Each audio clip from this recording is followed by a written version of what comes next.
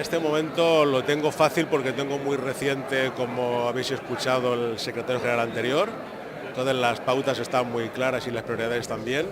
Sí que está un poco condicionado, como se ha escuchado en la asamblea, la problemática que hay en el grupo SEAT, y el grupo SEAT pues va a tener el total apoyo porque nosotros actualmente tenemos unos 170 contratos eventuales que en un principio a algunos se les ha renovado hasta final de año y otros ya estaba previsto así.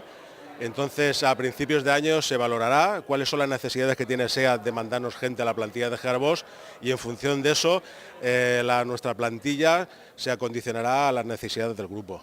El grupo SEAT es particular porque nosotros históricamente siempre habíamos sido SEAT, pero por estrategias industriales se segregó de lo que es el grupo SEAT, el capital es 100% grupo SEAT. No participamos directamente en las decisiones a lo que se refiere al convenio colectivo, pero que eso no implica que no estemos con la información de primera mano.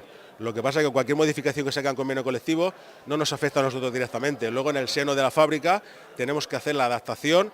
Los principales objetivos, pues ahora mismo tenemos, como bien se ha escuchado, un poco diferente a lo que es el grupo SEAT. Nosotros tenemos una producción muy clara que al año que viene aún va a ser volúmenes más importantes y lo principal es eso, y garantizar que los volúmenes del año que viene como mínimo seamos los que tenemos actualmente, que es lo que garantiza la plantilla que tenemos actualmente en Gearbos.